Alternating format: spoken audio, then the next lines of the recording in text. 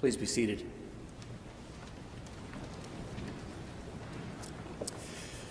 Since then we have such a hope, we act with great boldness. Sounds like Paul just wants me to carry on with the sermon from last week. If you remember, if you weren't here last week, I was asking how do we respond, and I offered this scriptural formula of first trusting in God and God's ultimate justice, and then actively working with others to carry out intentional, transformative actions that bring about justice. But we have to start with that trust in God, and then we can do what Paul says today. Once we have that hope, that trust, once we can reliably find and access our connection to God and God's ultimate purposes, once we can experience those transfigurative moments and then let go of our need to capture them in some permanent dwelling, then we can begin to act with great boldness. But we have to start with finding that trust, which is the seed of the hope that Paul talks about. So a side note before I get too far ahead here, I am always trying to be aware of the anti-Jewishness that exists in much of the New Testament, and even in the way that Christians often interpret the Old Testament. And I try to not only be aware of it, but actively work and teach and preach against it. And so I have to point out that Paul's language about veils and hardened understanding, that has been grossly misappropriated throughout history to promote anti-Jewish sentiments and even worse, anti-Jewish violence. Despite, of course, Paul himself, not to mention Jesus, remaining deeply Jewish. So please remember that Paul is making a very specific, nuanced theological argument for his context. And we must not read it as some kind of universal condemnation of Judaism or the Jewish faith, which remains vital and active and life-giving to so many. Okay? End of side note. So, as I said last week, if we want to respond faithfully in this world and not reactively to whatever happens in the world or whatever's going on in our lives, we need to start by grounding ourselves in the kind of trust and hope that Paul describes. And so the question for this week is, how do we get at that trust? How do you reliably find and access your connection to God and to God's ultimate purposes? Now, if you already know how you best do that, awesome, just keep doing it. But if you're not sure, or if you think that what you're doing isn't working and you may need to change things up, or you need a reset, or maybe you have no idea at all and you really need to start at the beginning, that's great too. Because wherever you are on that journey, have we got a program for you? This is one that is uniquely designed to kickstart any spiritual practice and guaranteed to take it to the next level. You know what it's called? It's called Lent. Now, probably some of you have never observed Lent, and others may have observed it all your life, and others may be kind of on, kind of off again.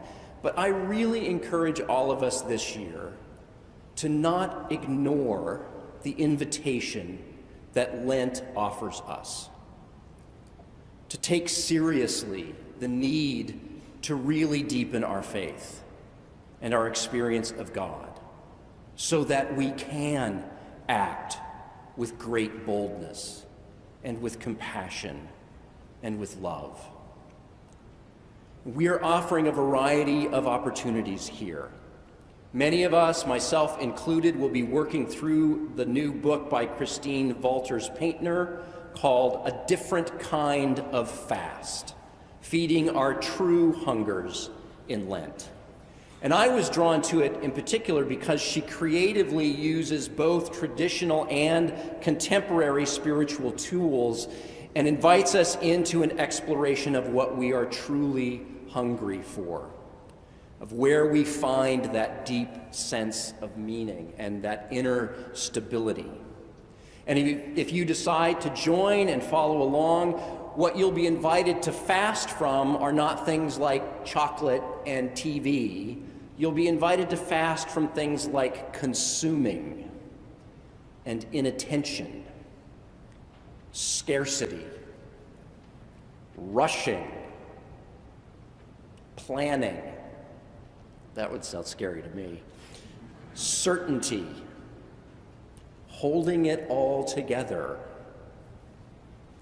And instead, you'll be invited to practice embracing things like simplicity and presence and radical trust, slowness, tenderness, unfolding, and even mystery. Now, I get that's not everybody's cup of tea, so if that's not really your style, there are plenty of other options listed in the parish notes this week. There's a really lovely Lenten devotional put together by the Reverend Adjua Wilson with art and writing from across all of the Episcopal dioceses in New England.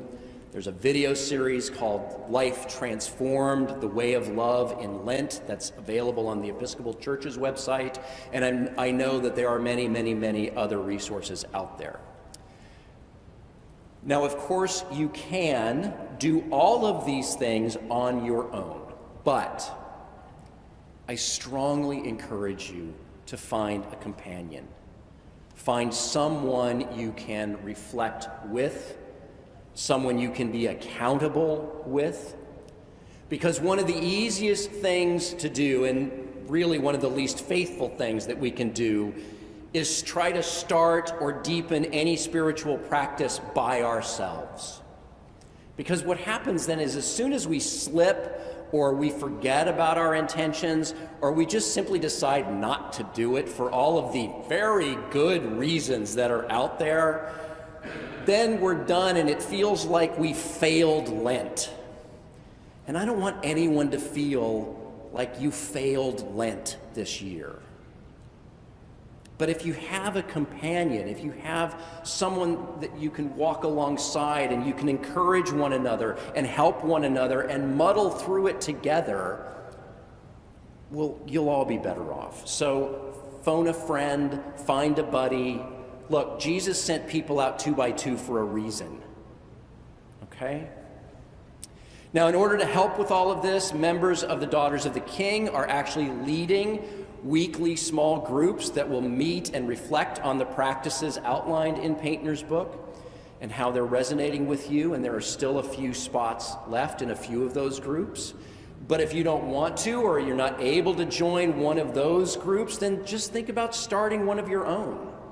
Invite a friend or two and work through whatever Lenten resource you choose. Another option is that I will be holding weekly drop-in sessions on Zoom every Monday night through Lent from 5:30 to 6 p.m. for anyone that wants to just come by and reflect on their Lenten practice and their Lenten journey. Okay? As we prepare to enter Lent, then, I beg you to remember that no spiritual practice is an end in itself. They are all pathways that lead us to a deep trust in God and to the hope that Paul speaks of. And that's what enables us to act with great boldness. When we work together, supporting and challenging one another, then we're not only strengthening our own individual connections to God, but we're building a community that is capable of transformative action.